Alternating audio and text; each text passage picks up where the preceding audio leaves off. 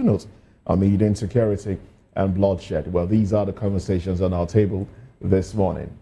Good morning and thanks for joining us. I am Chukwuma. Aside from those three major topics of conversation, we also have other interesting trending news that we are going to talk about briefly in the course of the show. Come along with us. Let's take you through all of these. Good morning, and thank you so much for joining us on VOP this morning. My name is Jane Ogoye. Let's just dive in.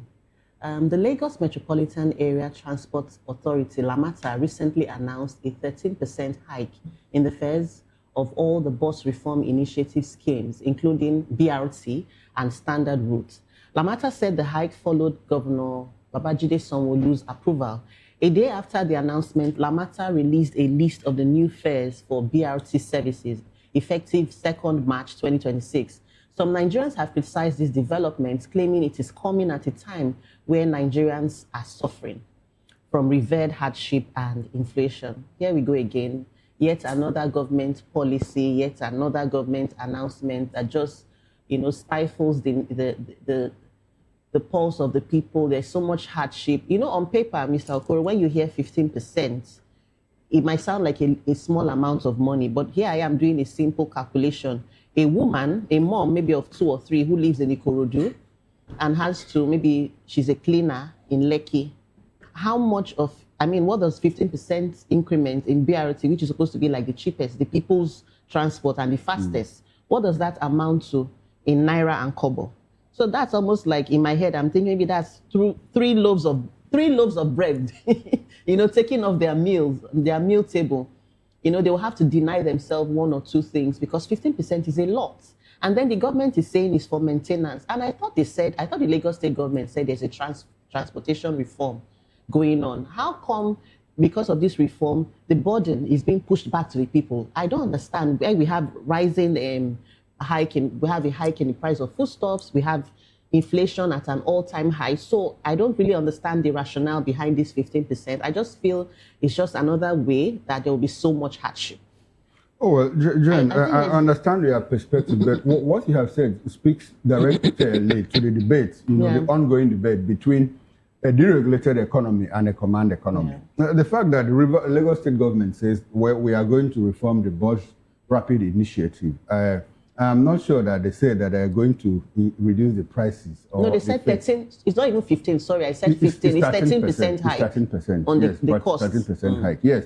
Now you have to situate all of that within the economy to the extent that, well, the government is supposed to provide essential services, but at what cost? Yeah. Are we running a welfare state where they say, well, anybody can jump on the BRT and just move on freely? Exactly, the answer is no. No. Now, the government is also responding, to the economic stimulus of inflation. Yes. We have inflationary trends, and they don't buy fuel for free, and the subsidy has been removed from fuel.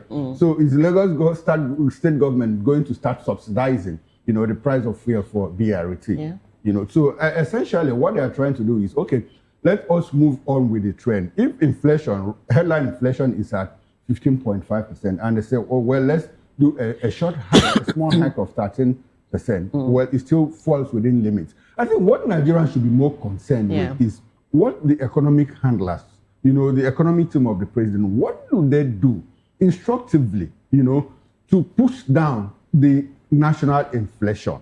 That should be our major concern, because BRT, in as much as it's essential service, might not come free to the citizens, because like the reform angle of it says, well, we also bear maintenance costs and all of that. So is government going to take money from somewhere to start maintaining BRT buses so that Lagosians will be happy, or what?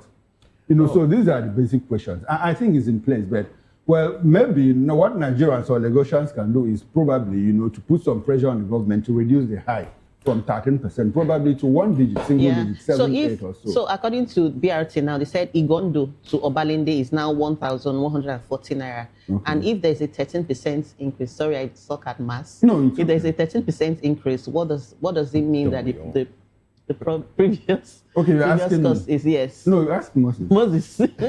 Well, the thing is, my take on this, it's not, now, because of the hardship in Nigeria, because people are struggling to feed, struggling to do a lot of things, and then government at some point had decided to reduce fares for people. This looks like it's a very high increase. If you look at it critically, it's not. It's not a very high increase because, I mean, going through the figures, I don't know what it's like from, you talked about Ikorodu, yeah? Okay. Igondo. Well, I don't know what it was. 1,140 naira. I don't know what it was from Igondo to Obalende, but some time back, I used the BRT, and from Oshodi to Obalende, it was around 300, I think it was around 300 and something at that time. And then if you were to take the normal buses would go for maybe 700, 800 and thereabout. So now, if it was 300, 350 at that time, using the carry card, because that's what you have to buy the carry card. Now, if it's, I see here, Oshodi to Obalende is about, I can't see the monitor, it's too far from me. But Oshodi to Obalende here is about 630 naira. So 630 naira from 300 and 350 or thereabout, which was some years back, if I'm not mistaken, up to 3 or 4 years back. I don't think it's so much of an increase. Yes, thank you very much for expanding that one. So yes, there you have the figures. Oshodi Obalende 630 naira now. Ikeja, Iyanapaja 440. Yeah, it's not so much of an increase. But where I have a problem is, if you're talking about this, then what is government saying? Are they using CNG buses for these? If you talk about maintenance and the rest of it, how many CNG depots do we have along these routes? Or are we back to using fuel? Chukwuma, you talked about subsidizing fuel. Will they be subsidizing fuel? But government said it will provide CNG buses. And reports has it that from now to March, there should be some 2,000 CNG buses, Okay, the state government. State government, yes, the state government. Including BRTs? For BRTs. Okay. For BRTs. About 2,000 CNG buses are expected to come in. So if those buses are going to come in, shouldn't they reduce the purchase of fuel and the rest of them? Now, besides CNG, they also have the hybrid buses that use both fuel and batteries.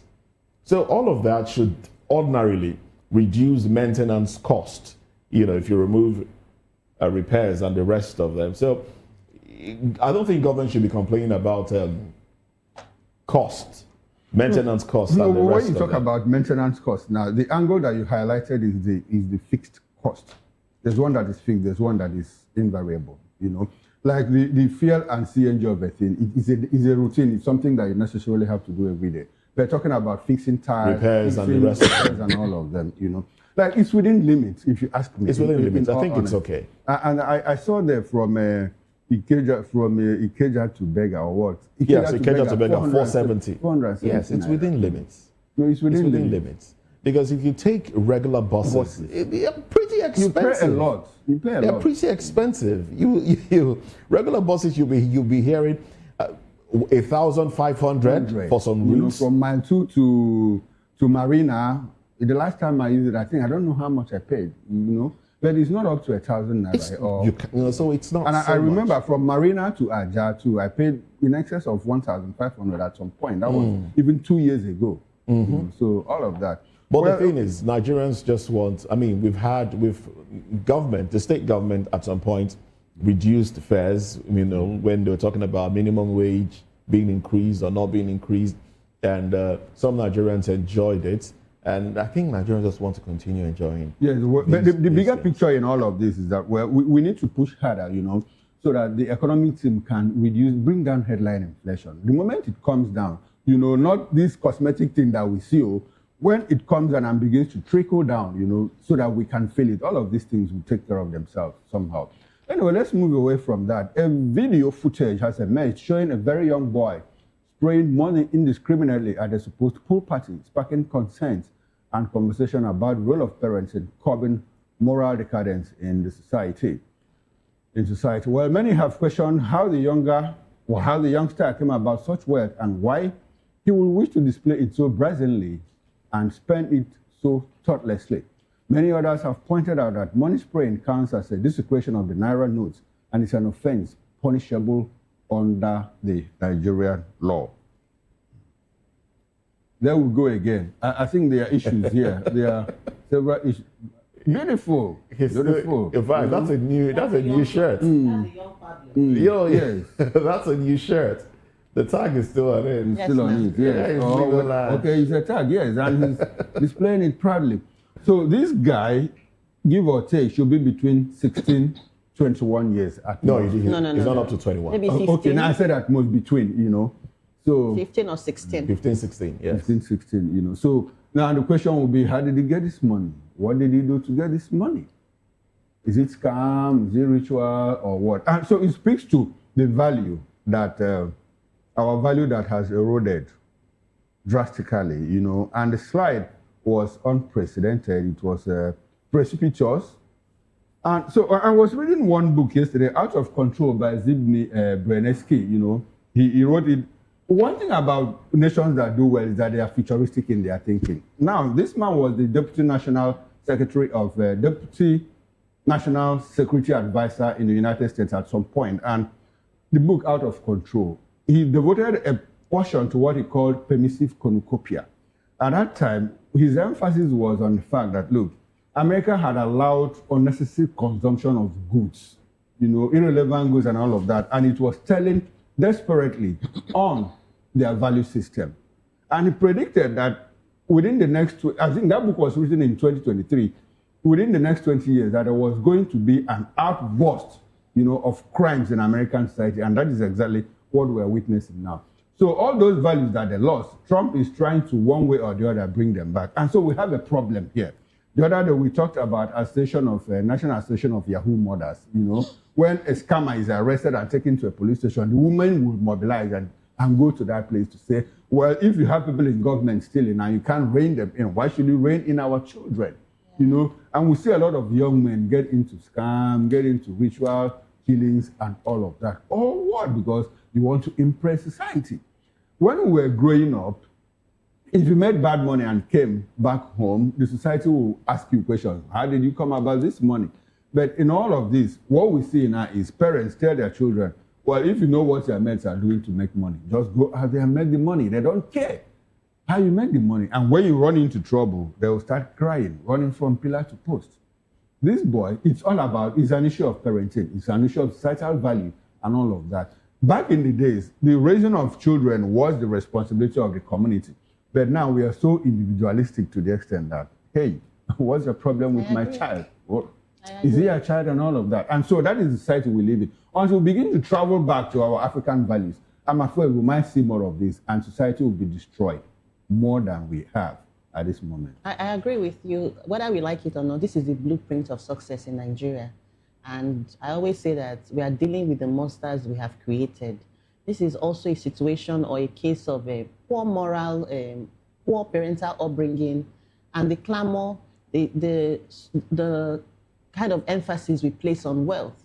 And then I was thinking, when you talked about communal parenting, which was what we had when we were growing up, I just thought that event, this show of wealth did not happen in isolation.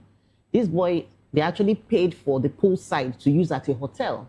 And I'm thinking, who owns the hotel? Who granted them that access? Even if somebody else, maybe they booked it by proxy, and then maybe they found out that, oh, they are underage, that, having such of this kind of display of wealth, why couldn't they step in? Or did they sneak in? Were there some people, staff of the hotel, who were complicit? I'm just thinking, because it's not enough for us to keep saying parents, parents, parents. We have a collective responsibility. Yeah, shared responsibility. We have a shared responsibility. At the point that they are making the booking, the hotel probably will be interested in making money and space. Yes.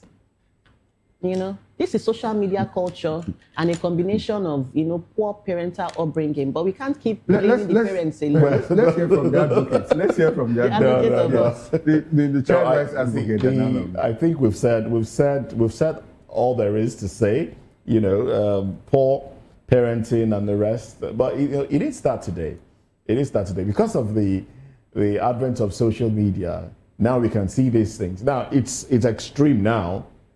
We see a lot more display of affluence, a lot more display of bad behavior now than back in the day. But all of these things, back in the day, we also had, 16-year-olds smoking, engaging in those kind of habits behind at the backyard and the rest of them.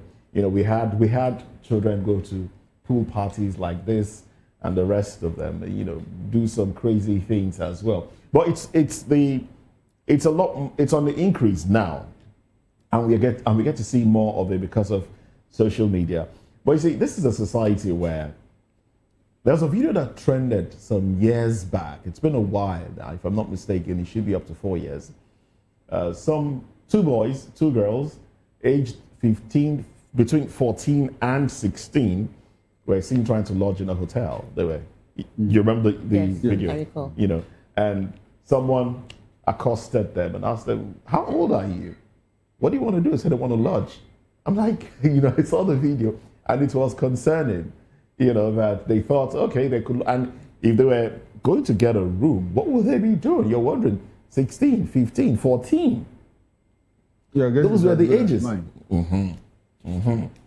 The problem is not even the boy. The problem is our ecosystem that is grooming him and encouraging him to do this. He has seen his older people, Yes. older people do this. We've seen politicians do this. Yes. Role You've seen models, politicians who You are see them somehow role in models. convoy, Yeah. spraying money and the rest. You see role models, musicians do this. You see, Even people- you see the likes of Cubana chief priest and The the likes rest of Yaya them. Bello, people that are undergoing investigation by EFCC, will buy a car worth about what billion naira, will come and open the room and start spraying money. Start spraying money. And he's So guarded by police, by DSS, by soldiers, paid by tax. So if you want to correct them, they look at you like, okay, so why don't you fix it from the top?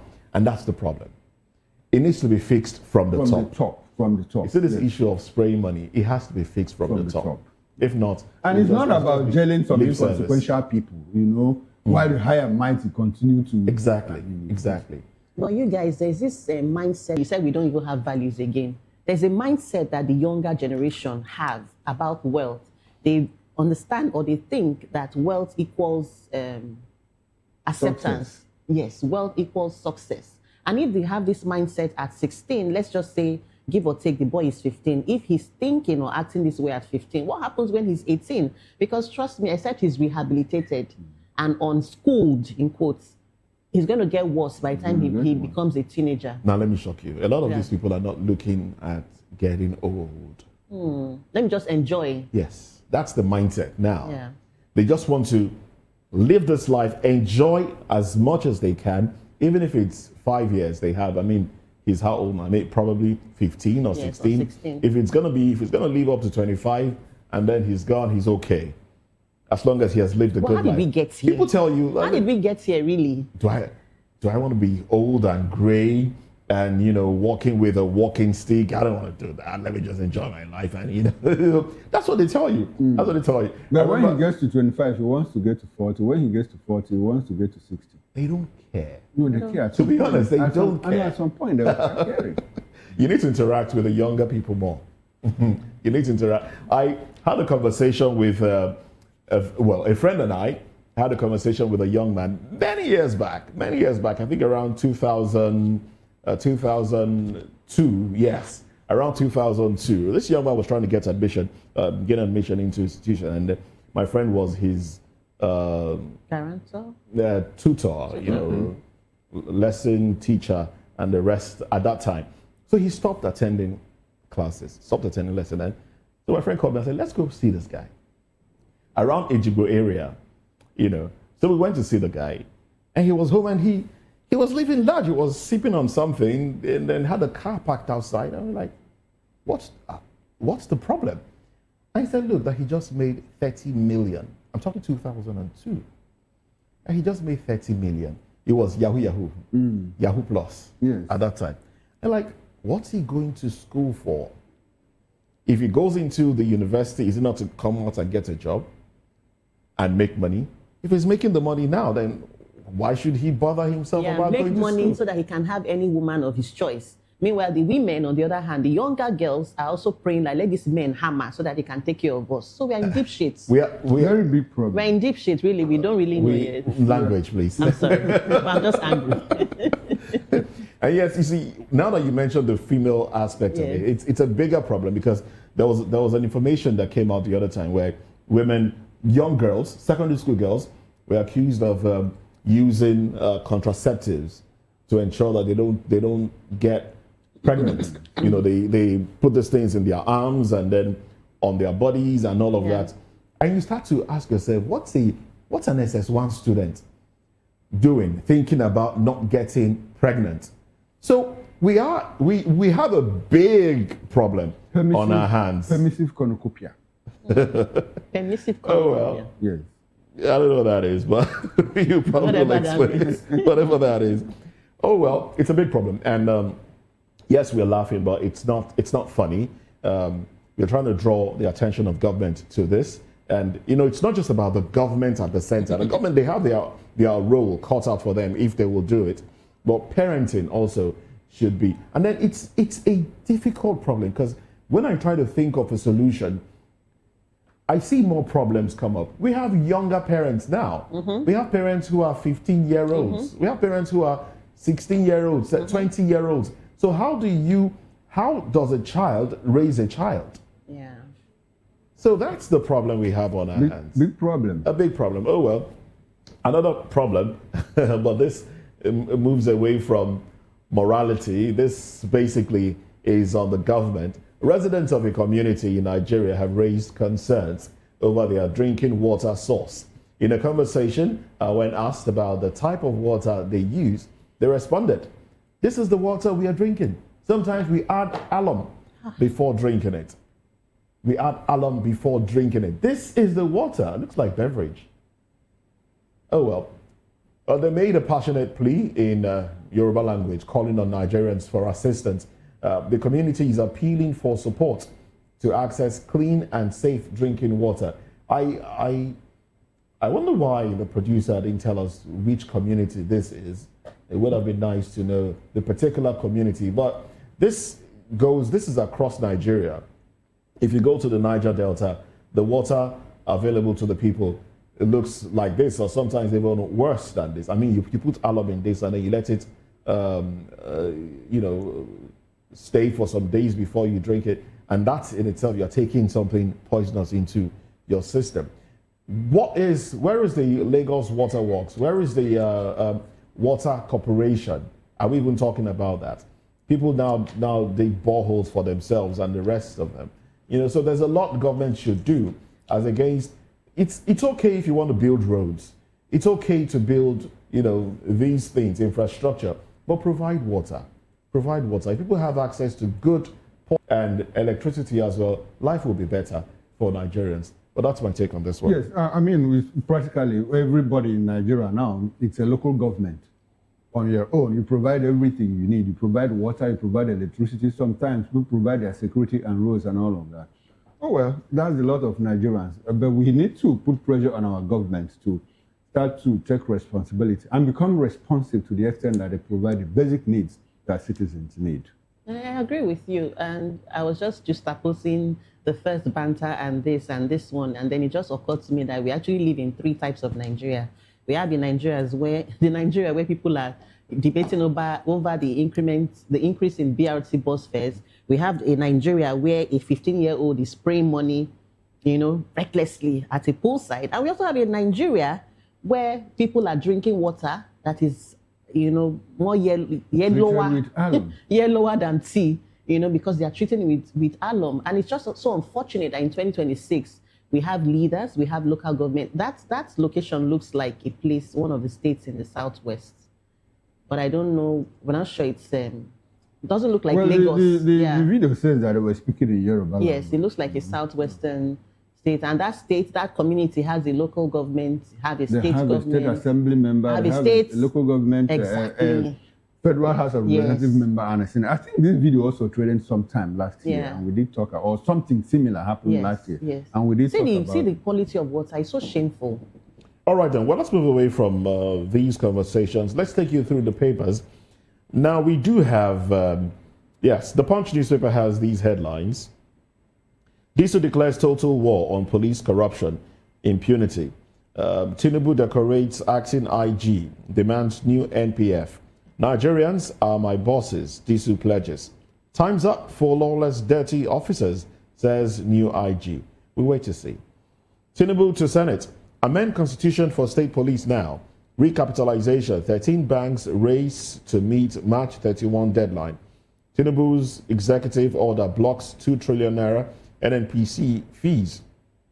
And also, labor issues Friday out on wage arrears. All right, I saw that one coming.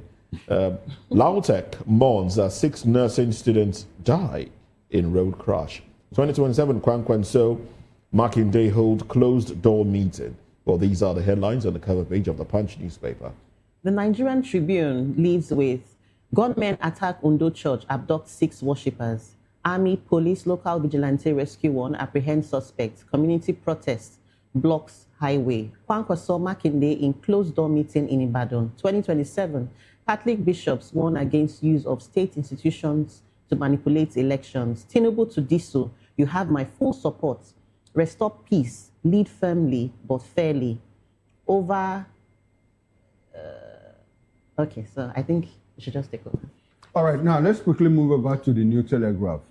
Banks, cement, telcos drive Nigeria's stock market valuation with 112 trillion naira. Naira sustained sudden decline on official markets to 1,356 naira, 0.11 kobo to a dollar. The window headlines. Alleged corruption, ICPC says to arraign El-Rufai as ex-governor asks court to stop ICPC, EFCC, DSS from blocking his assets.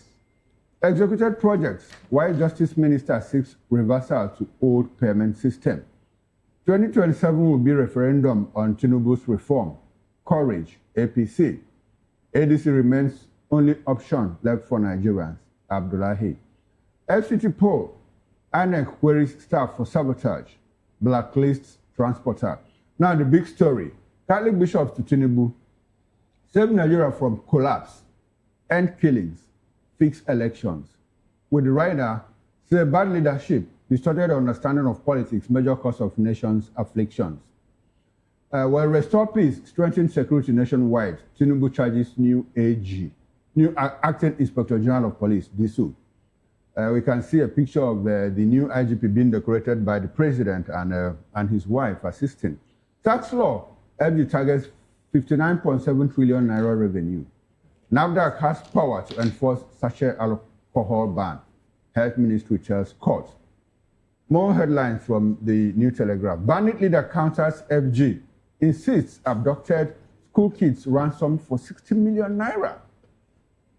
Ondo, gunmen invade church during vigil, abduct worshippers. Edo, palace chief killed, 2 daughters abducted. DSS nabs 6th Owo church attacker, suspected ISWAP commander, hid in Edo village for 4 years.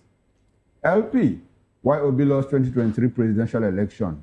Edo attack, help tame lawlessness in Nigeria. Obi, we won't succumb to terror. ADC tells APC, attack premeditated group. And now the bottom strip headline, not eating 3 hours before bed can improve heart health. That's coming from a study. And that's it from the New Telegraph newspaper. And that's pretty much how far we can go on newspaper headlines at this hour. And at 10 o'clock, we'll go deeper, newspaper review. But in the meantime, let's get into the first conversation. Omoyele Sowore storms Federal Capital Territory Police Command, confronts Works Minister David Umahi over alleged 250 million naira debt and illegal detention of women. Let's talk about this when we come back. Join us again.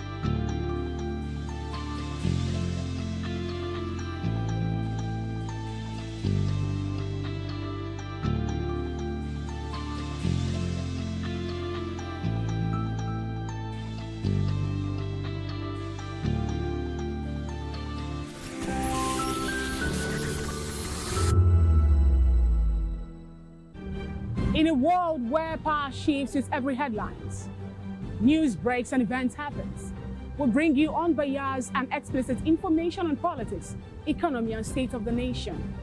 We break down the chaos. Facts, not fluff. Truth, not spin. We discuss not just politics, but a glimpse into the future. Voice of the People Television. Now you have more than a voice.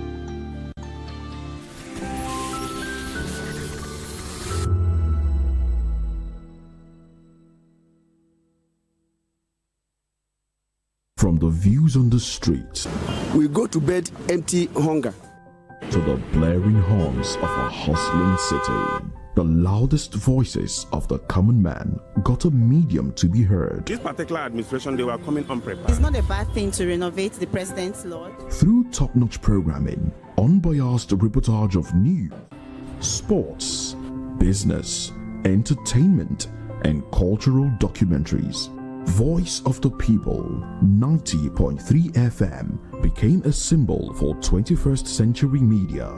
And now, a new baby is born. Voice of the People Television, VOP TV, youthful, full of vigor and penchant for excellence in the continent's media space, exposing the wrongs, applauding the rights, dissecting the news without fear or favor, through factual and accurate stories and contents. Corruption kills three things that makes a society.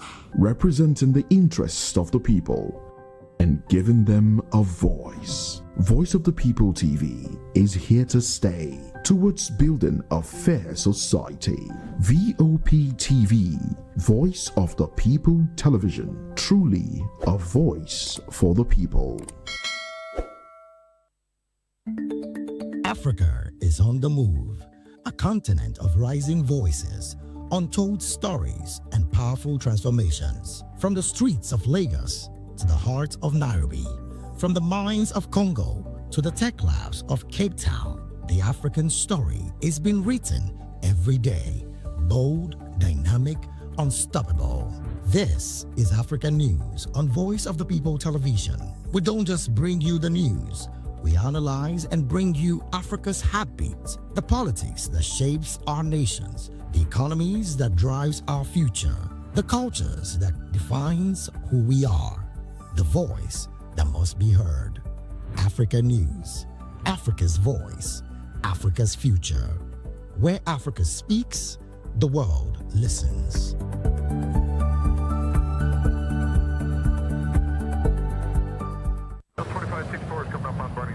The 2564 Atlantic Tower. What happens in the hush behind hangar doors? Who signs the papers that gamble with lives? Which truths were grounded before they even ever had wings? If you've ever buckled a seatbelt at 30,000 feet, if you've ever stared out of that tiny window and wondered who's really in control of the skies, it isn't just flight, it's power, it's politics, it's pressure sealed in steel.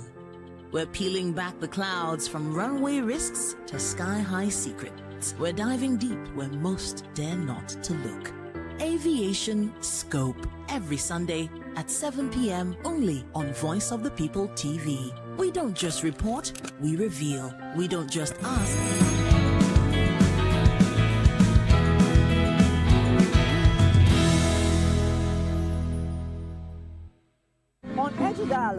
We bring you fresh ideas and conversations, shaping the future of learning in Nigeria and beyond.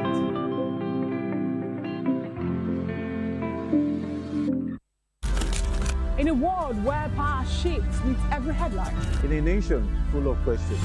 In a world filled with noise, the truth needs a voice. The policies that shapes our world and the economy that determines our future.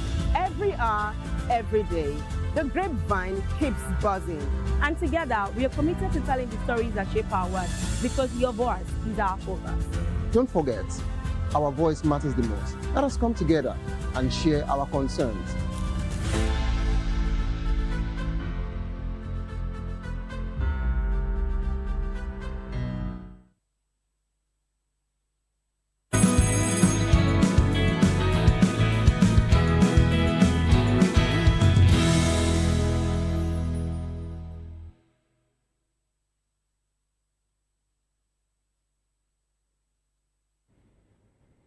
Well, thank you very much for joining us. Now, human rights activist and former presidential candidate Umahi Sowore on Wednesday confronted Nigeria's Minister of Works, David Umahi, inside the Federal Capital Territory FCT command of the Nigeria Police Force, Abuja, over unlawful arrest and detention of a woman allegedly owed 250 million naira by the minister.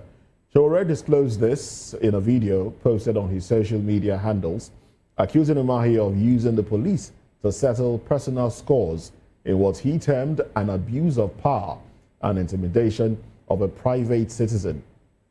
According to Sowore, the confrontation occurred inside a conference room at the FCT Police Command, where he alleged that the police operatives had created an enabling environment for the minister to harass the detained woman. He identified the woman as Tracy Neitha Nicholas Ohiri, describing her as a married woman who was allegedly arrested in Lagos on claims of cyberbullying and subsequently transported to Abuja. Sowore maintained that Ohiri's alleged offense stemmed from her accusation that Umahi owed her 250 million naira for over 12 years, a matter he insisted was purely civil in nature. Now, before we proceed, let's take a look at the video of the woman accusing Umahi of orchestrating her arrest. After that, we'll take another video of the altercation between Umahi and Sowore at the FCT police headquarters. And finally, a video of Sowore's counsel, Marshal Abuja, speaking on the situation. Nigerians, David Umahi, who has been owing me for 12 years, just arrested me, and right now they're taking me to Abuja. I'm very high in my spirits, but should anything happen to me, Nigeria should hold David Umahi and the Nigerian police responsible. This man, David Umahi, has been owing me for 12 years because I refused to date him. And right now, he's using his power as a politician to weaponize and arrest me. I'm on my way to Abuja. I'm on my way to Abuja. Nigerians, I just want you to know. Thank you. Madam, can you please calm down?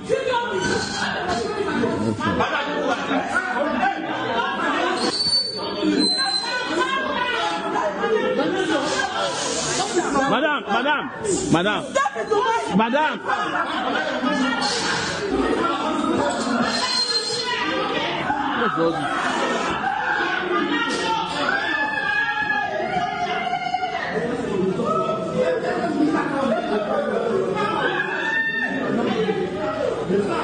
But Minister, this Sowore, you are not supposed to be using police to settle personal scores.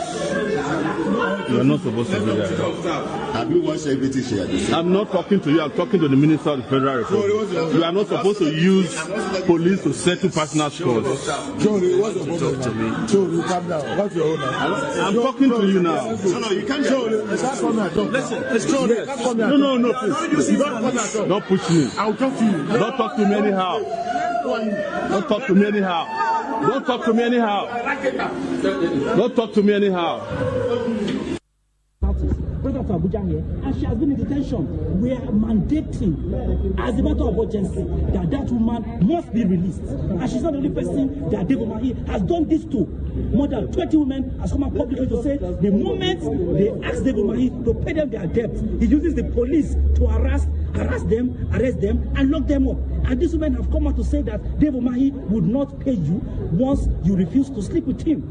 Well, that is not our business. That is the allegation. But what we're saying is this: no matter what the allegation is, if you are owing a woman for a contract she has accepted and she has documents in that regard, you are bound to pay for her, and you have no right under the law to start using the police as a means of suppressing and gagging people who have simply asked that their right be enforced.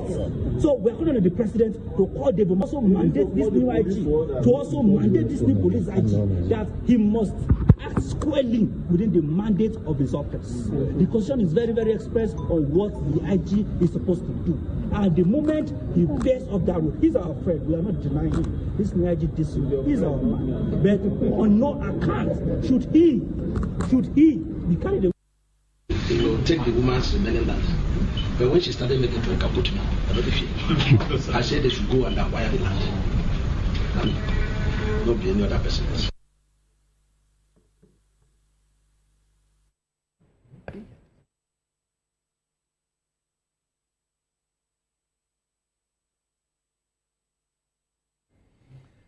Oh, well, there you have it, the video of the woman and yeah, the lawyer as well, and Dave Umahi, Minister Dave Umahi. Well, we have with us in the studio a reporter and a public affairs commentator, Dele Fanimo, and also Mazi Amobi Heguru, who is also the public affairs commentator. We'll be going to Benin. Joining us from Benin, we have Honorable Comrade Edosa Okumbo, former Chief Press Secretary Oredo, Local Government Chairman, Edo State. And from Abuja, Honorable Dari Balogun, National Publicity Secretary, BAT Vanguard. He joins the conversation as well. Well, we'll touch on our outstations very shortly. But let's start from the studio here.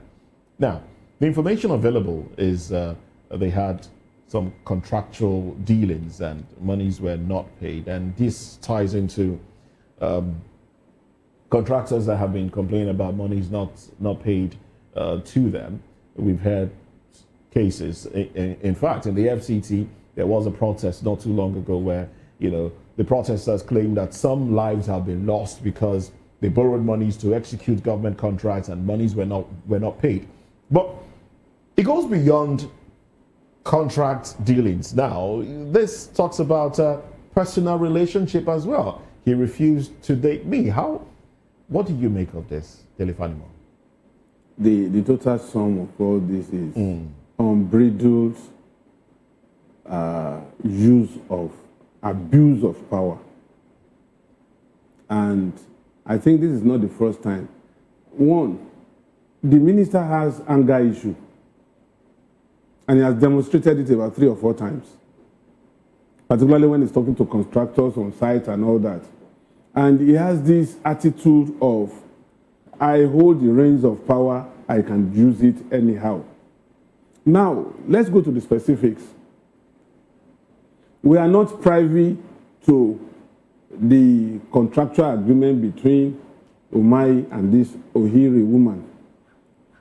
It is either it's a personal contract, perhaps, if not, maybe a contract that involves the state government when he was governor of Ebonyi State, or now as minister, that we need to separate. No, 12 years. 12 years. 12 years, definitely when he was governor. When he was governor. So now, if we are going to ride on that, the onus is on this one to pay the woman's money. 250, as a matter of fact, million naira. That's what I'm saying. I said 250 million at that time should be almost like 1.5 billion today, according to the exchange rates. Because 12 years ago, exchange rate was not up to 300 naira to $1.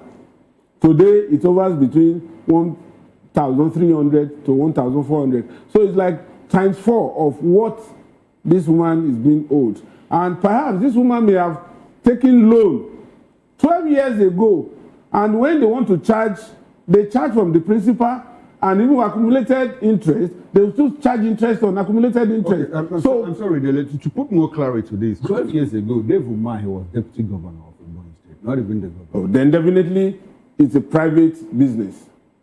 You couldn't have awarded that contract. 2014, and then he was deputy governor. So what that means is he was not governor as at that time. That means he became governor in 2015. Yes. So automatically, he doesn't have that power to even award contract to the tune of 250 million naira as at that time as deputy governor. So it must be a private contract. How it came about, we are yet to know. But then, it is in the process of maybe this woman had gone to everybody who is close to Umahi to help appeal to him to pay her money, that probably she just resorted to, let me just escalate this thing in the social media and say, this man is owing me so much and he needs to pay my money. And then you now said she is guilty of cyberbullying. And you came to arrest somebody in Lagos for a crime that is supposed to be domiciled in Lagos, and it's not a federal crime, because it is only violent crime, felony, that you can consider as federal crime. You took her to Abuja, you locked her for days, and it's unfortunate that the police is also complicit in this. Let's talk about the police angle to this. The use of police in the police interfering in personal issues. It's not the first time. Civil matter. The other day, there was the video. I don't know if anybody here saw the video of some young men in a gym, and then a man walked in and arrested a man for impregnating his daughter. Oh, yes, I saw it. And he used the police to arrest the man. And people said, look, this is, and the daughter was there. I said, the private matter. This is a private matter. Why are you using the police to arrest a man for impregnating your daughter? We've seen in lots of cases like this. We've seen the people that are tailors, not delivering on clothing, and then you use the police to arrest them. We've seen cases like this, like arrest, not just report the case. You arrest and then compel them to sew your clothing or do something like that. Let's talk about the involvement of the police. Is it the fact that the society is broken? What led us to this point? Mazi? Yeah, let's look at it from this angle. I heard somewhere that is election-related materials or whatever during the election or so, that this contract was, consumed between Umahi and the lady. Be that as it may, just like Dele pointed out, Umahi has demonstrated in no small terms,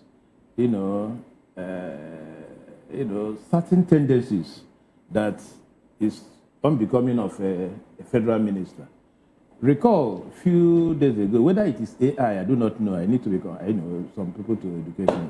He said it's 10 times bigger now than when he was a governor. It was all over the place. And he's more dangerous. That was the language he used, And recall also that he also, embroiled with a skirmish between himself and a lady vis-a-vis Coastal Calabar Road and all that. You can also trace it to the situation that arose between him and Arise television correspondent and all that. So there are many, of these things. So, and if you trace it, once you are a governor and now you metamorphose into being a minister, a governor, you have executive powers. You are very conversant with instructions, giving instructions and all that. So when you become a minister, you carry it over. That is why you see such tendencies between Umahi, Wike, and the rest.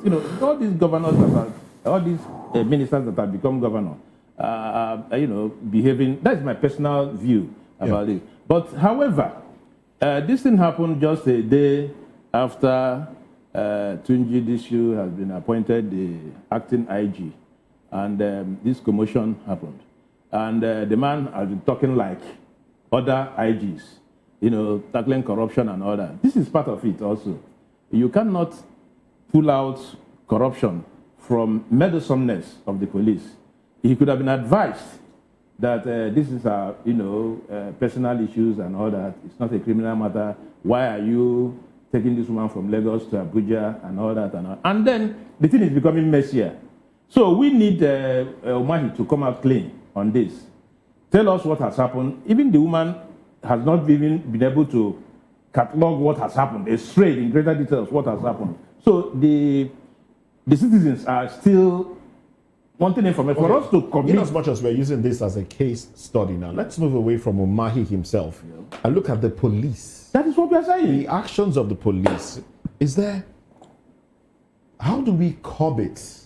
How do we curb such actions? I have seen cases where couples are having issues and then the husband uses the police to intimidate the wife, trying to get her back to the house because she packed her things to leave. So we've seen cases like this. The police should be educated sufficiently so that they can know their boundaries.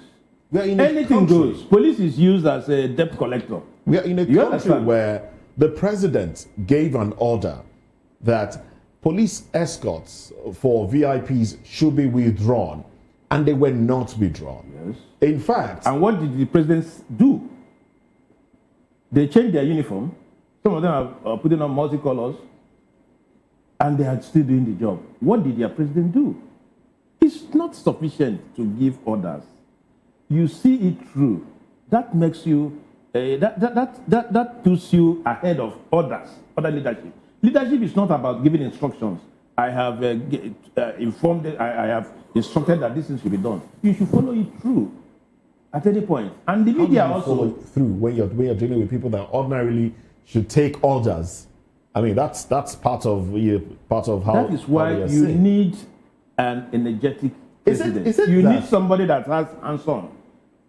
You understand me? He may not be able to. He may not be able to, visualize everything. But his lieutenant should be able to tell him, "Oga, this thing you said 2 days ago has not been complied with, and all that. We need to enforce it."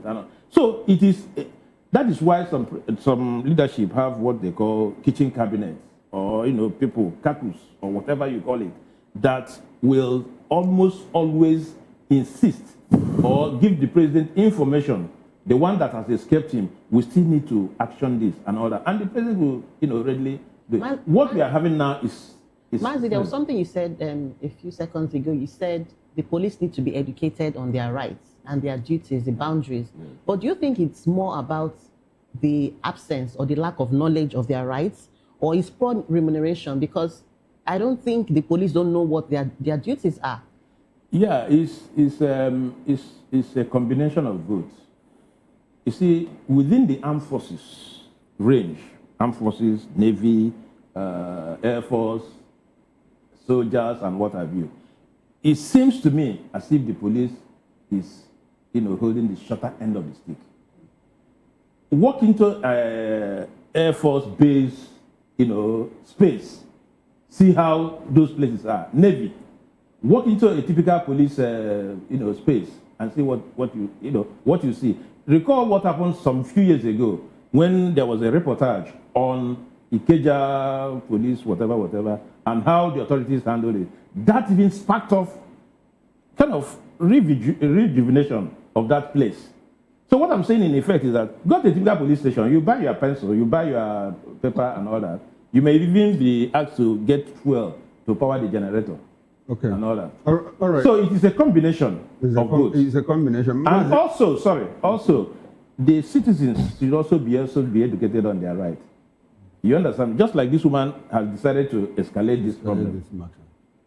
When you talk about the issue of what happened, in the police, the video of the police station, Ikeja, I think there was a police barrack, during the Jonathan era. And instead of looking at the issue, what the Jonathan administration came out to say, oh, this is the handiwork of enemies. Absolutely. I don't know if it was the enemies that allowed the place to become dilapidated and all of that.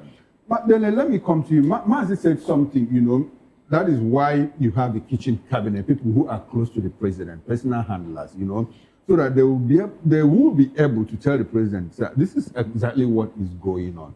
Now, if you have a kitchen cabinet, that is supposed to advise the president, Mr. President, this is what's going on and all of that. And now you have these same people being the promoters of bad behavior in society. How do you handle that?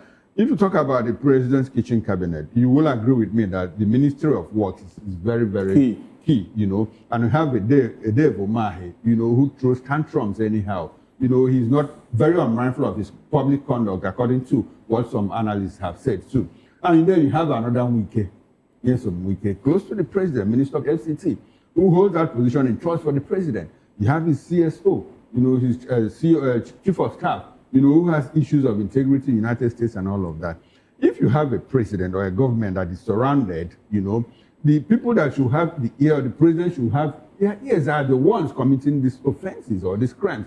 How do we move away from that bind? You see, when you talk about kitchen cabinets, there are layers. Okay.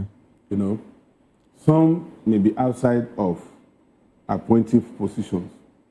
Some are appointed. Like you rightly said, the works ministry is key to the day-to-day, because what are you going to showcase as a president or as a governor? It is the infrastructure you build, because salaries, emoluments are taken as rights. It's not your money and you have to pay as long as it is available.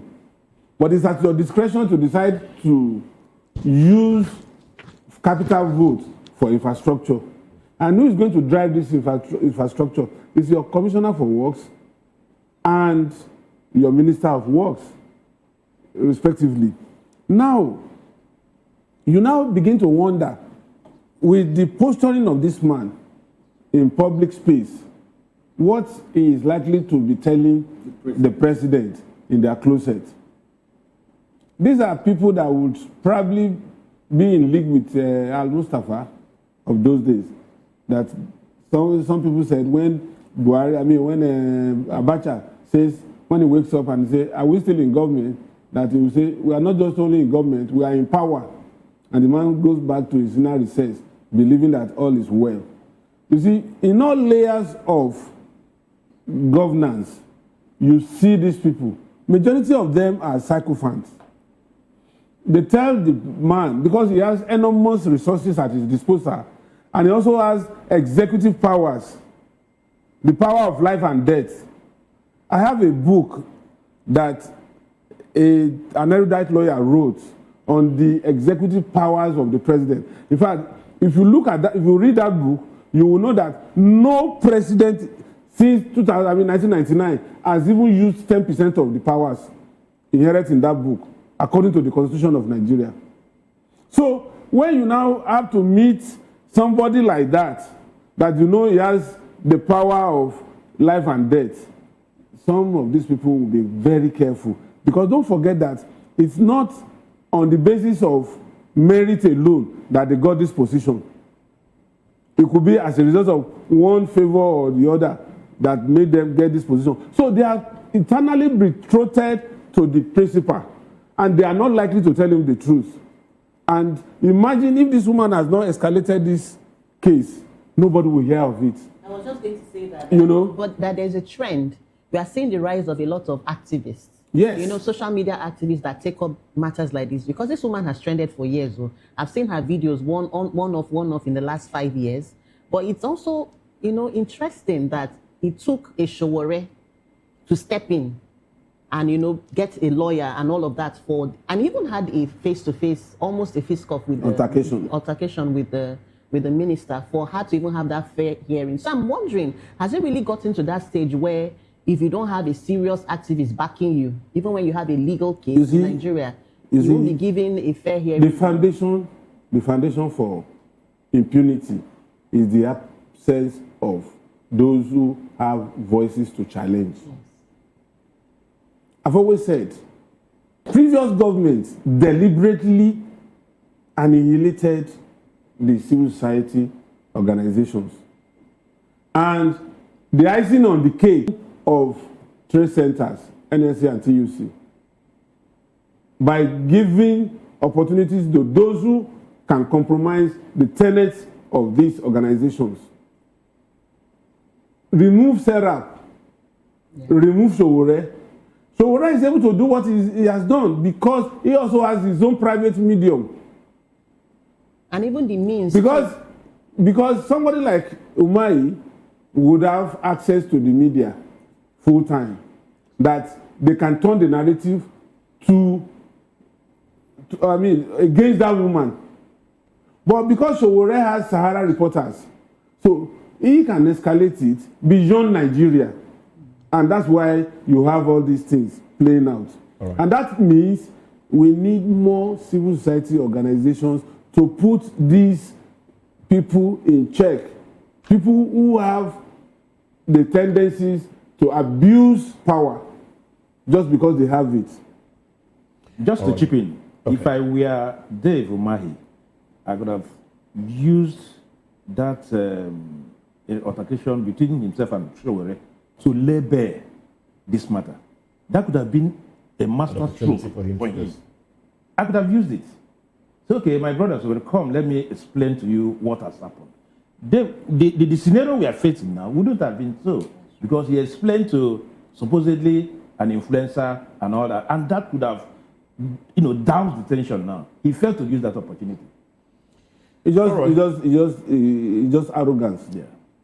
All right. To talk to me. Let's rest the conversation here. We'll pick it up as things unfold. I would have loved us to talk more about the police, because Mazi Amobi, you said something about the police being poorly paid. I would have loved us to expatiate on that, the payment of the police, because I see the police doing contribution. This daily contribution. Thrift. Yes. Someone tried convincing me to join a contribution at some point. I was speaking with, because I like to talk to people, because you get information that way. So somebody was telling me, that he's into this contribution where they contribute 5,000 every day.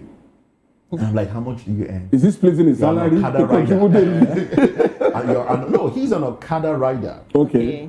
And he pays 5,000. He says if you default, there's a penalty that you will have to pay. That's a lot of policemen in this area are part of the contribution, and they pay 5,000 daily. I said yes, they pay. They don't even default, And then I thought to myself, these guys will be making a whole lot of money if they're paying 5,000 naira daily contribution. Multiplied by the number of Okada. Policemen.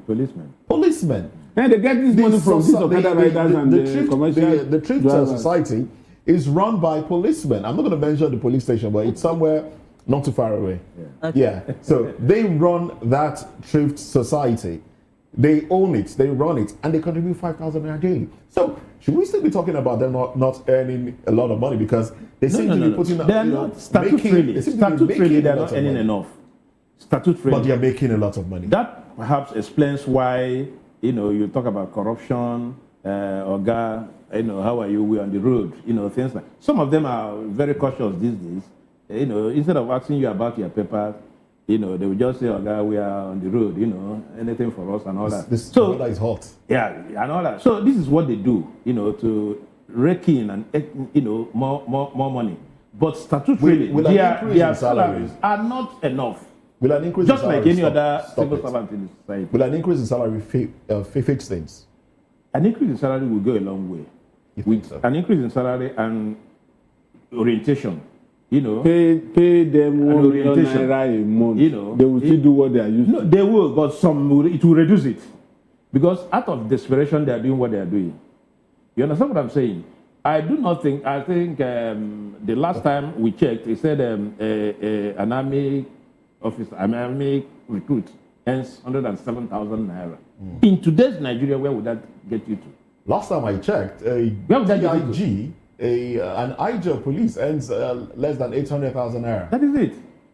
So what we are saying in effect is that give them good salary, then reorientate the police force, and then the Nigerian society at large. It's not just the police, because police are an integral part of the society. All right, then this will be a good place to hang this conversation. Like I said, we'll pick it up later.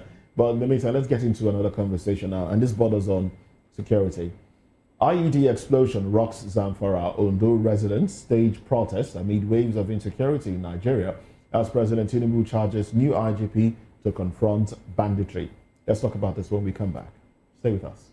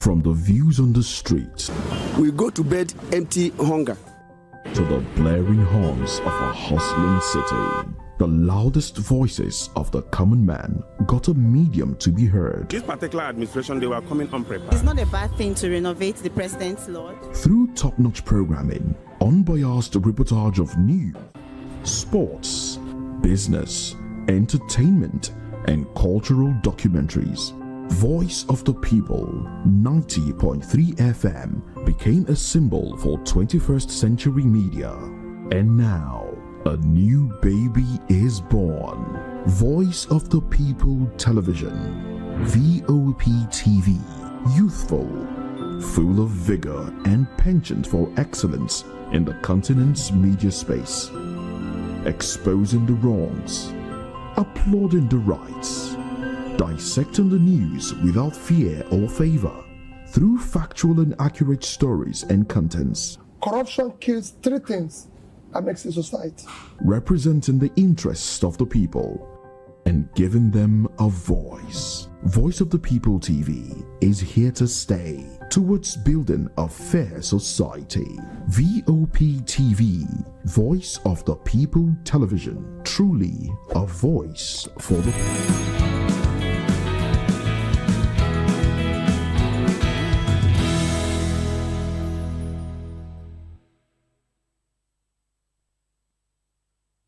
Welcome back. Well, an improvised explosive device exploded early Wednesday, that's yesterday, along the Gusau-Funtua Highway in Zamfara State, damaging a trailer conveying cement at Unguwa, Mai Chida, and disrupting traffic. Well, the device is suspected to have been planted by bandits who have been under pressure from ongoing security operations in the area. In Adamawa, at least 18 people, including a village head, were killed on Tuesday when suspected Boko Haram terrorists stormed two communities in Sowore area, unleashing hours of terror that left residents fleeing for safety. Local sources report that the attackers invaded the communities in the late hours, shooting sporadically, and setting parts of the settlements ablaze. And in Nasarawa State, gunmen have abducted an All Progressives Congress councillor representing Doka Ward in Doma local government area. Muhammad Ormenya, well, that's the name of the councillor that was adopted. It was reportedly kidnapped on February 23 at about 7:35 p.m. along the Doma Yewa village road while traveling within the area. And in Edo State, a high-ranking palace chief in Odua Kingdom, Asian West local government area of the state, Chief Jima Oboy, has been killed and his two daughters abducted. The gunmen struck on Monday night and instantly shot at the chief while they used a machete and other weapons on his wife, who was left in a bad state. One of his sons, Lucky, said he stepped out to purchase an item when the incident occurred. And in Ondo State, residents have staged a protest over the abduction of worshippers at a church in the Owo local government area of the state. The protesters barricaded the busy Akure-Owo expressway, leaving motorists on the road stranded. The police confirmed the abduction of 5 worshippers at the church in Uso by gunmen. Meanwhile, President Bola Tinubu has charged the new IGP, Tunji Disu, to confront banditry in the country with every instrument at his disposal. Now, there's a video to that. Let's take a look at it, where the president decorated the new acting IGP, assisted by the wife of the acting IGP.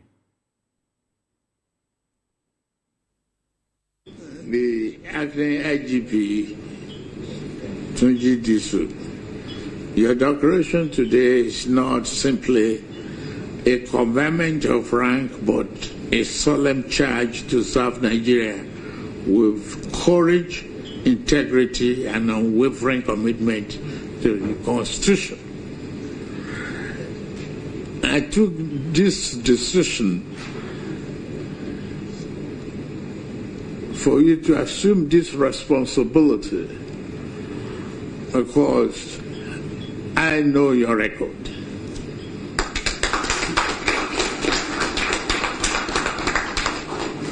I believe in dedication that you've exhibited while you were in Lagos and I was the governor of Lagos State. And now you assume this responsibility at a defining moment for our nation's security, and expect you to strengthen the discipline,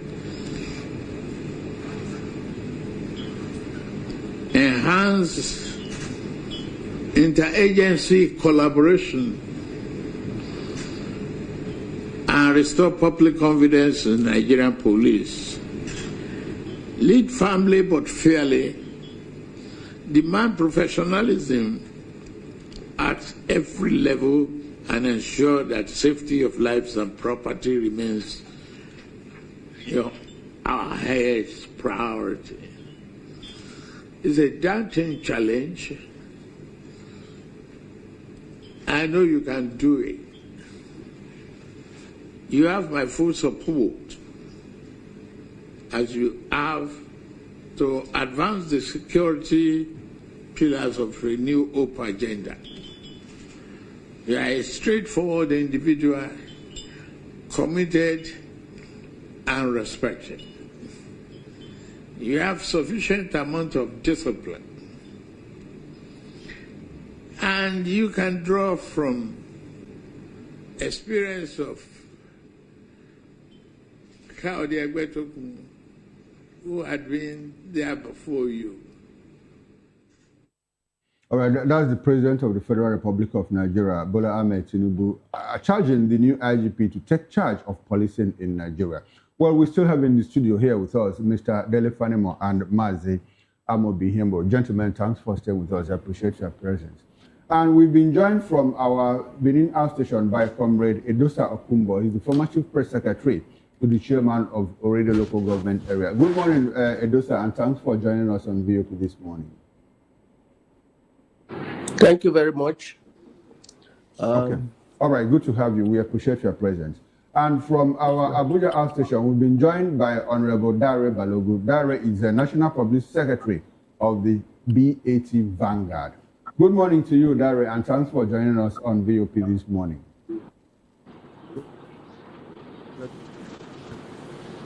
All right, Dare, I need for you to unmute your device so that we can get your audio feed. Can you hear me? Hello. Okay. All right. I can hear you. All right. Beautiful. Beautiful. Thanks for being part of the show. Yeah. Let me start with you there in Abuja. Now, we have in the recent past, now we have seen a doubling down of terrorism, across the length and breadth of the country. In Zamfara State, an IED, supposedly or purportedly planted by terrorists and bandits, exploded, damaging a truck conveying cement. In Edo State, people killed. A palace chief, killed. 2 of his children abducted, the wife manhandled. And in Ondo State, residents have been protesting, the incessant attack by gunmen and all of that. Why do we see all of these things happening, despite the fact that, the president declared a state of emergency on the security sector, and we even have collaborations between United States of America to help us provide intelligence and operational support and all of that. Why do we see a doubling down of terrorism in the recent past? Can you help us explain all of that? Thank you very much. The escalating and the current wave of insecurity is a great concern for all of us. And the security agency that we have in the country are doing their best, but they are limited in numbers. Nigeria is a big country of over 220 million of people. And with the total number of security, less than 1 million people, what can they do? Nigeria is under police. We have a lot of ungoverned space that is occupied by the enemy of the society. New IGP the president just appointed and gave him charge to arrest all the situations. The impact will not be fetched much as long as we still continue with the centralized security system that we have in the country. Dare, we are having a problem with your audio. We'll leave you now with the tech team so that they will fix that audio problem. We'll come back to it in a bit. In the meantime, let us run to Benin City where we have Edosa Okumbo, injured with machete and all of that. What's going on? Does it look like, well, the security apparatus in Edo State, what problems do they have? Because from what we hear, the governor seems to be doing a lot, but the reverse seems to be the case in terms of the results. Help us through all of this. Thank you very much. I want to say that the governor has done a lot to improve the security situation. He has declared war on cultism, kidnapping, banditry, and all. But the recent resurgence is as a result of what I would describe as insecurity fighting back, fighting the system, trying to make sure that the governor's effort is not appreciated. For instance, I keep saying it, there's no kidnapping that will happen without the input of an insider. Because I keep saying, if you come to Benin City, there's that confidence. You can drive to anywhere in the night, even with this happening in the hinterland or in the rural area. For instance, Nekpoma, that is very well, is a metropolis city, having a university there. And then all of a sudden, you are having this issue of kidnapping and everything. It has to do with rival court-related issues. Now, Edosa, we understand all of that, rival court-related groups. Now, does it look like these people are trying to overpower non-state actors? Are they trying to overpower the government that apparently should have, the monopoly of control of legitimate means of violence? The system has been compromised. Who compromised? It was boiled down to corruption. Because the police as an institution, I know that in the beginning of this administration, the governor bought equipment, security equipment, vehicles for them to tackle this insecurity. For instance, I know the number of buildings, houses that have been pulled down that were used by cultists or kidnappers. In Benin now, any house where a kidnapper is alleged to reside, that house is brought down. Edosa, we understand all of this. Yes. Now, the direct question is, does it look like non-state actors are or have overpowered the state actors that should have or that have That is why I said so what's the problem? What's the solution to the problem? the solution to the problem is that the people have to take this back to themselves. They know those who reside in there. They know those who are foreigners or who are criminals. So if they want to succeed, for instance, I know a community in Benin, you cannot penetrate because the people, the vigilante there, they know everybody. So when they see a stranger, they will know and they will ask questions. So until that system is adopted, whereby the people will take back their community, this problem will continue to escalate. Okay, so apparently what your position now is that, well, communities should form vigilantes to help the police or to help themselves. Exactly. All right, good. Yes. Thank you very much. We'll come back to you in the course of the show. Let's come back to the studio here. Mr. Fanimo, Ondo State, your state, people are protesting. Incessant killings, unknown gunmen killing people at random in Ondo State. What's the problem? Help us. The problem stems from the fact that those areas where these attacks are more prominent are places where it borders some other states. So infiltration is very possible. Owo is part of Ondo North Serotonin district. So anybody from Kogi can infiltrate that place. Anybody from Kwara can infiltrate that place.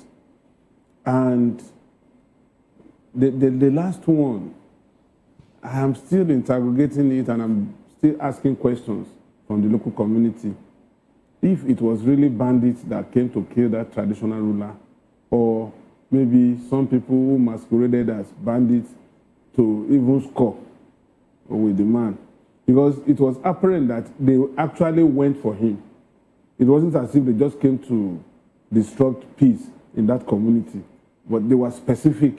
They went for him. They knew when he returned from his trip and waited for him, laid ambush and attacked him. And they had all the time to neutralize some of those powers he was said to have had and dragged him out of that area before he was finally killed. I think they smashed his head to kill him when bullets and machete couldn't penetrate his body. Now, the question is, in that axis, Chief Olufala, a former SGF of the Federation, and now a traditional ruler, his farm had been attacked more than 2 or 3 times.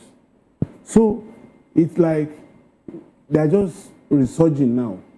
And it's not just enough for you to say you want to protest and block the major highways. Like the other man in Benin said, isn't it also necessary for people to see how best they can secure their environment in the absence of any effective policing as we have today? Because these guys, they are penetrating the south gradually. They are penetrating the south. It is on those states today. We also have Amoteku. I don't expect Amoteku to be everywhere, at the same time. We also have forest guards and all of this.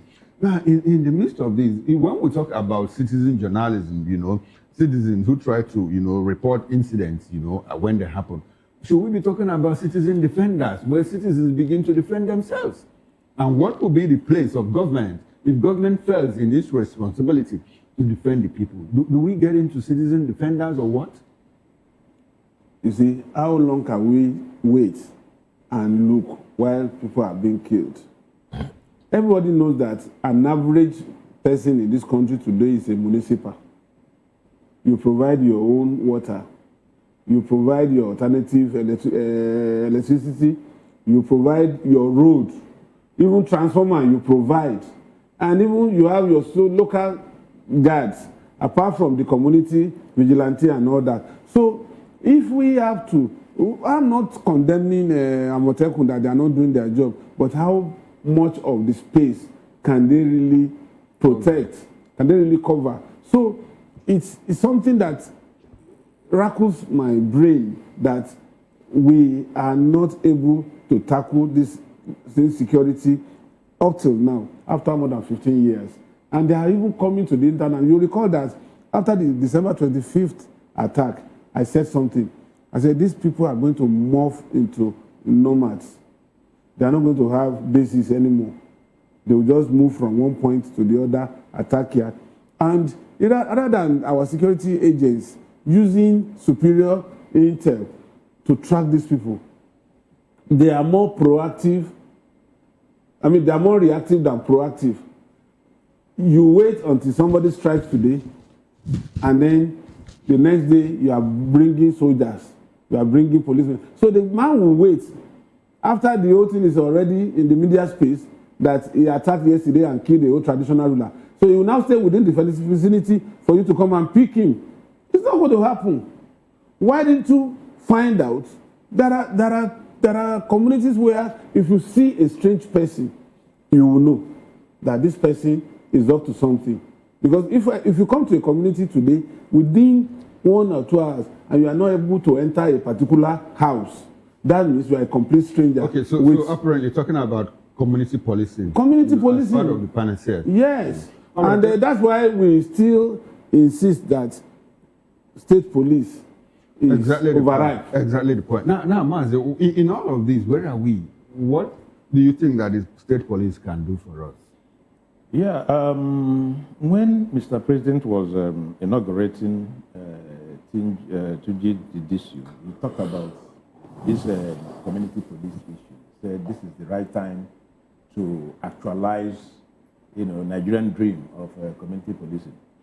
The importance of that cannot be overemphasized, particularly now that the whole place is engulfed, And then politics has taken 75% of the time our leaders needed to, put their foot down, leaving 25% to the whatever. So insecurity can blossom, as it were, because there is total absence of governance.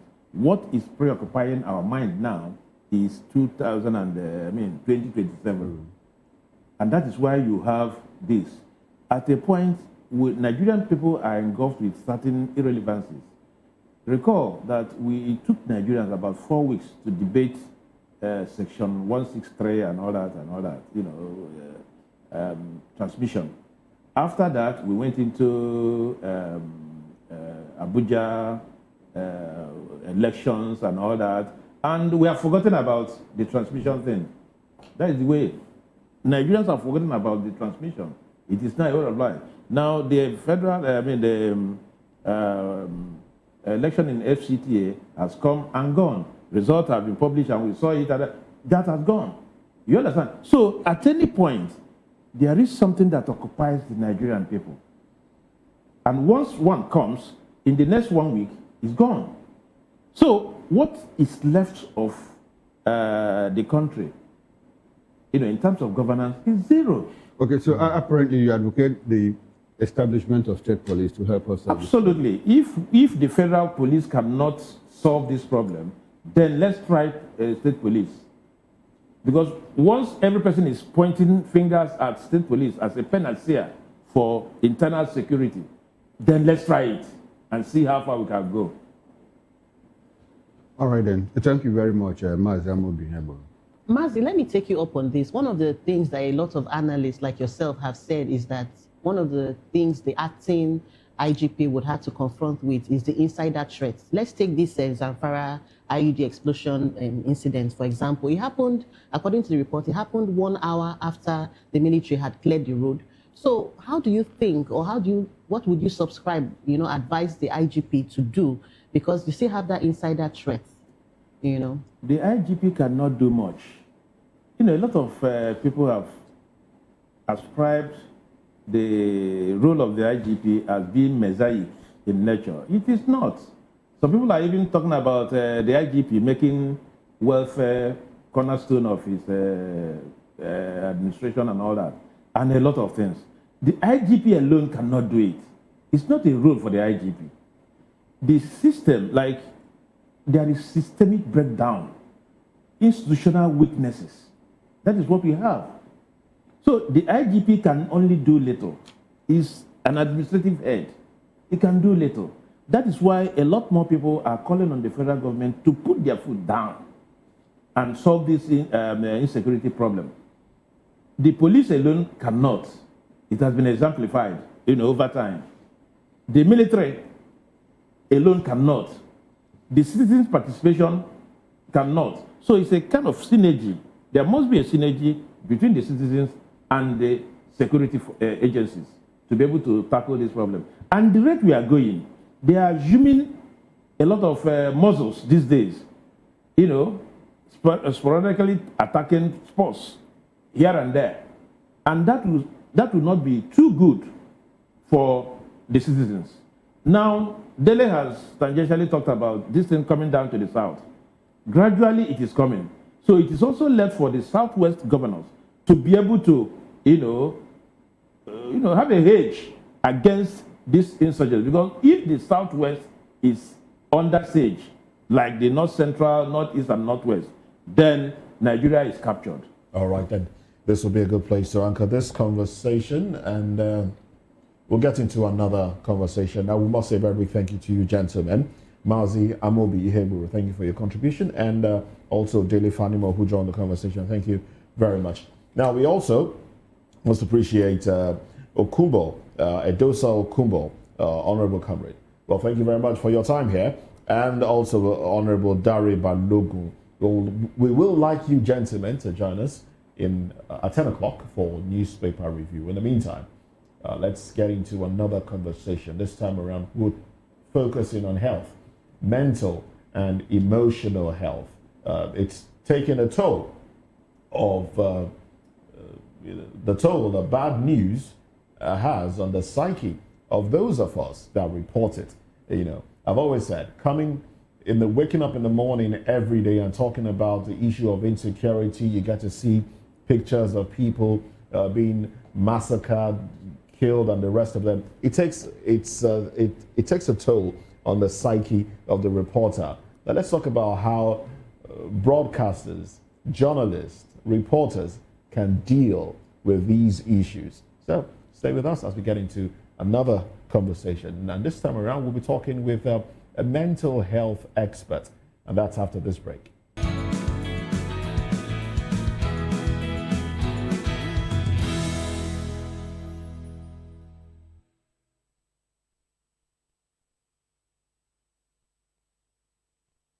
Headlines are too often filled with stories of abductions and brutal killings. The emotional toll does not end with the news cycle. For many Nigerians, and especially for the journalists and media professionals who report these tragedies, the trauma can linger long after the cameras are turned off and the stories are filed. Bearing witness to grief, violence, and fear day after day on the mind, affecting sleep, relationships, and overall well-being. Today, we take a closer look at how Nigerians and those in the media are coping with the psychological impact of covering and consuming these difficult stories, and why conversations about mental health are more important now than ever. To help us understand the emotional effects of repeated exposure to traumatic events and the healthy ways to manage them, we are joined by a mental health professional who works closely with trauma survivors and frontline reporters. Let us understand how to deal with the unseen trauma that can take a psychological and mental toll on our well-being.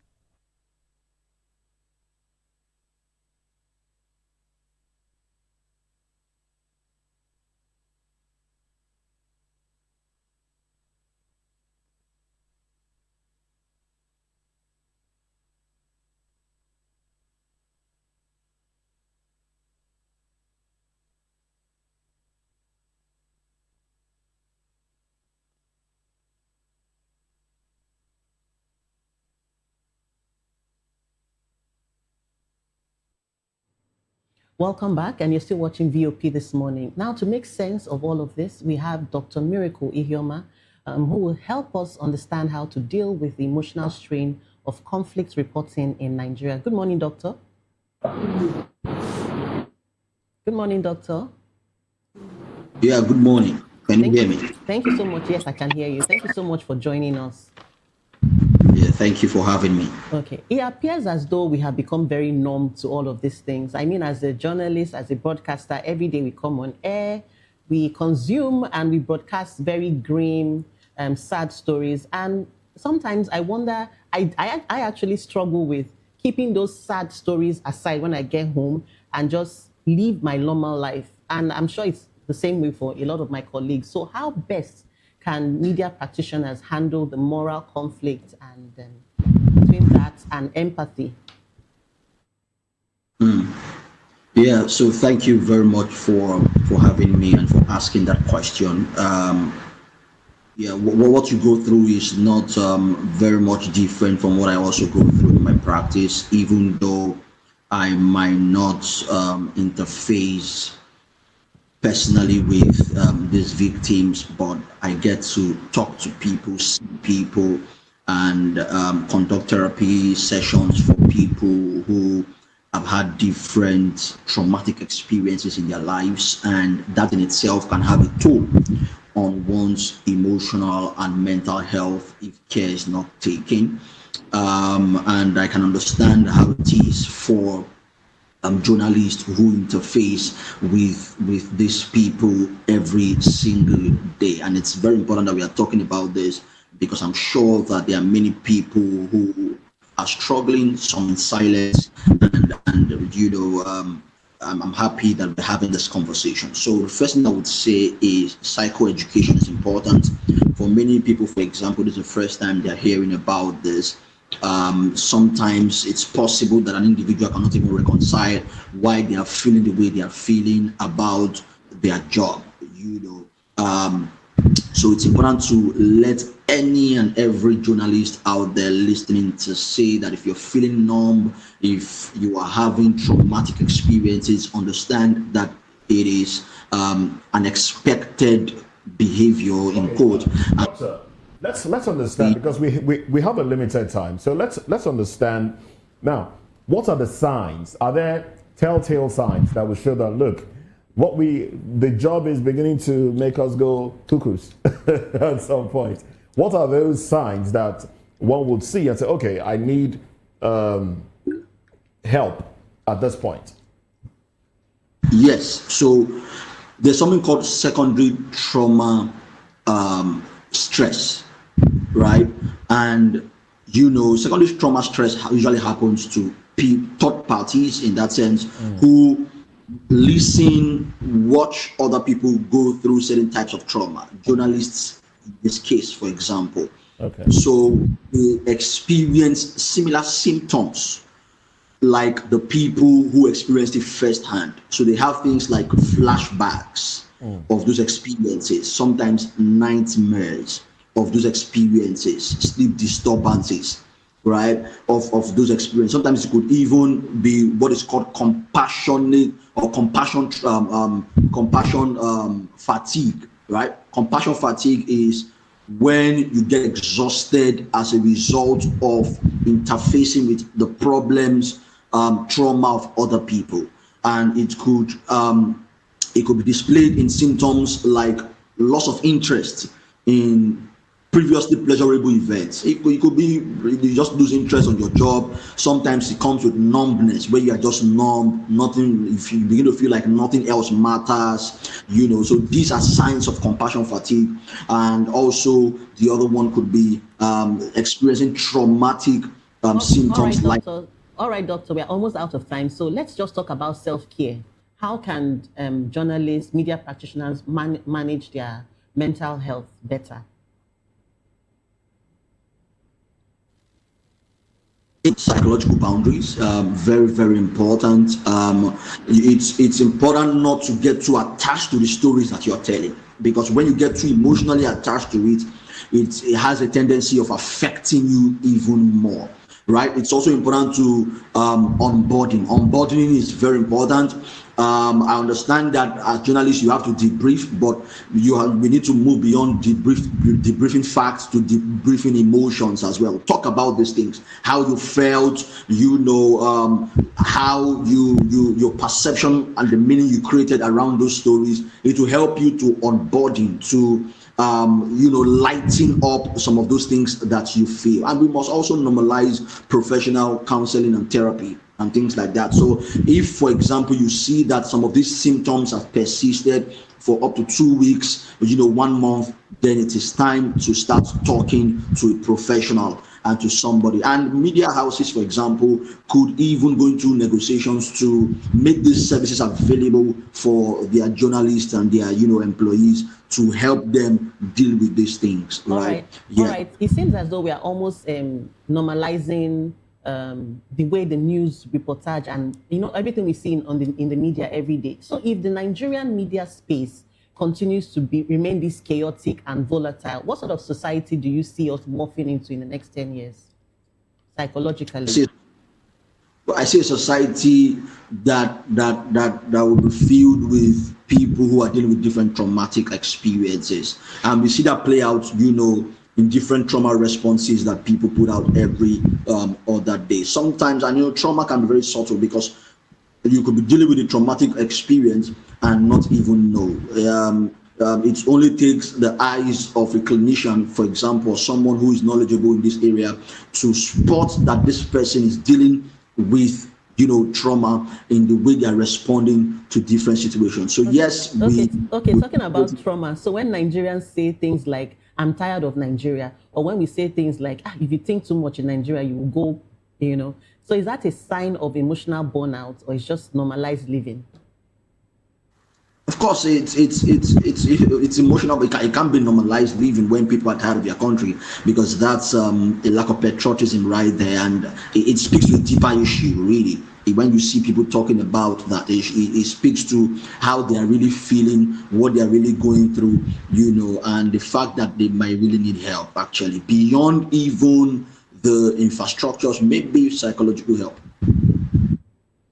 So what can modern newsrooms, begin to adopt in this line? Do you think we need a mental health department in an average Nigerian media house?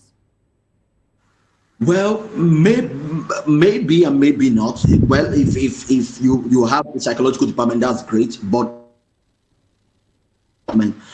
everybody needs access to psychological help and support. That's the most important thing. Whether it is instituted in your media house as a department or you outsource it, but everybody needs access to that. Okay. From an expert point of view, what does repeated exposure to graphical news, such graphic news, what does it do to the brain at the end of the day or in the long run? Of course, it affects your nervous system, right? It affects, because like I said earlier, that when you begin to experience secondary trauma, stress, as a result of this constant exposure to these graphic images and what have you.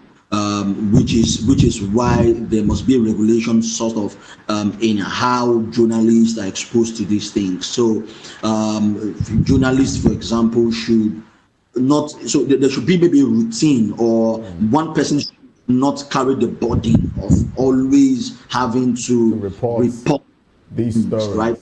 Okay. To be even better. All right, then. I was just going to ask you, what would be your advice now? Because sometimes we can't help these things. We have people that cover security issues, so they have to be there. They have to go to the sites. They have to see these things. They have to report it. It's their beat, all right? The same way we have those that cover insurance, bank, and the rest of them, finance, and the rest of them.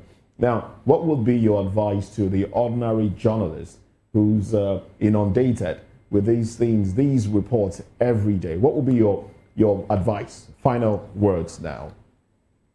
Yeah, so what if we create support groups for them? It could even be journalists in that particular aspect who come in maybe once a week, once a month, just to talk about this experience, how they feel, maybe with the presence of an expert there, helping them guide that conversation, just to onboarding, let out these things. I think it might really help a great deal for them to be able to continue doing their job and not face the consequences of doing that job. All right, thank you very much. But some support groups, that sounds very westernized. It doesn't seem like what we are used to in this part of the world. Yeah. But we should adopt that. Okay. Well, thank you very much, Dr. Miracle Ihuama. Thank you he's a clinical psychologist. Thank you for your time. Thank you very much for having me. Well, that's it on the show today. That's it on VOP this morning. I am Moses Humphrey. Join us again at 10 for newspaper review. Bye for now. And I'm Jane Ogoye. Please join us tomorrow morning, bright and early. I am Chukuma Okoro. Bye for now.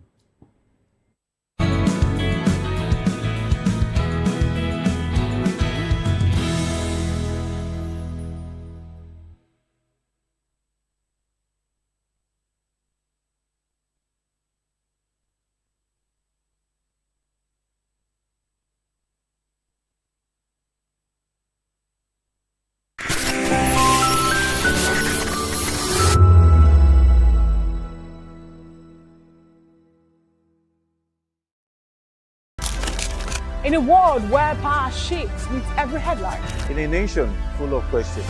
In a world filled with noise, the truth needs a voice. The policies that shapes our world and the economy that determines our future. Every hour, every day, the grapevine keeps buzzing. And together, we are committed to telling the stories that shape our world because your voice is our focus. Don't forget, our voice matters the most. Let us come together and share our concerns.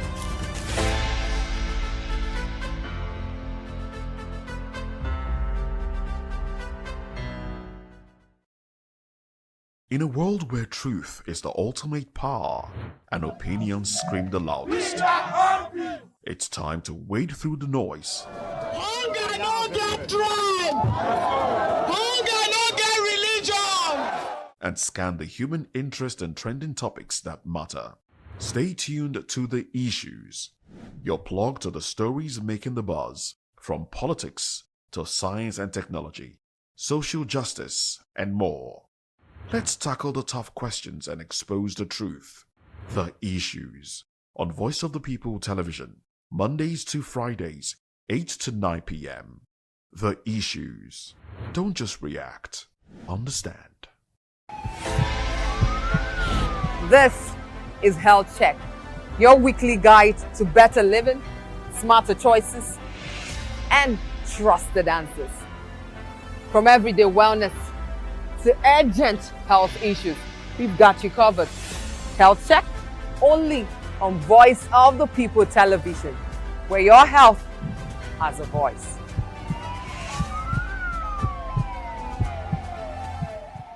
The red carpets, awards, the razzmatazz, music, fashion, interviews, and more. Spotlight on Voice of the People Television. Let's feed you with all the juicy stories in the global entertainment space, bringing you the glitz and glamour as it is hot. Stay tuned to Spotlight, 1 p.m. Monday to Friday. Spotlight on VOP TV. Entertainment like never before.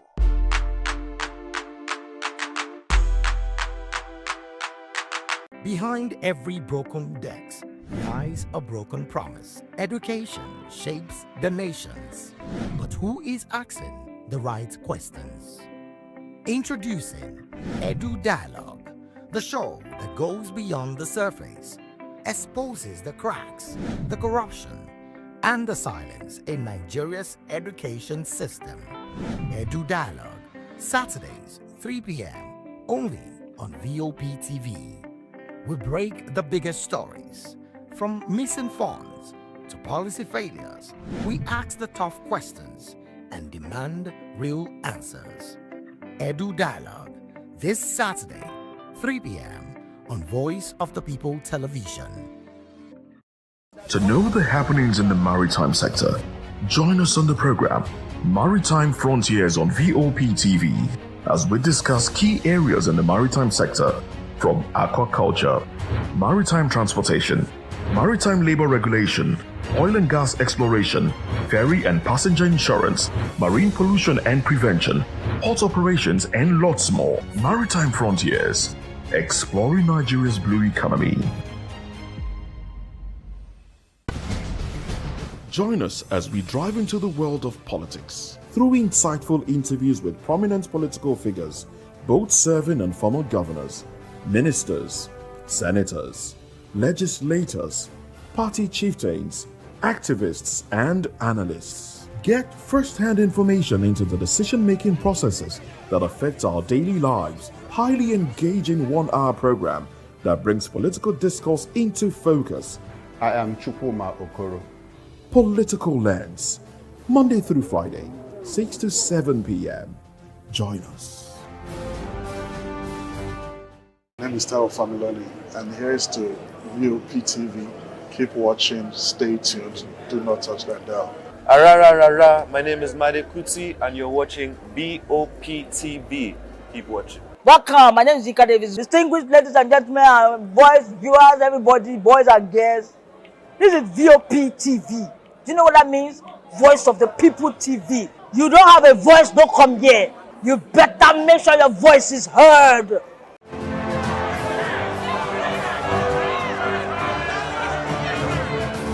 Do you want your voice to be heard? Do you know that you matter in the scheme of things? The People's Voice, the show where ordinary citizens take center stage as we discuss the biggest stories that affect you and I.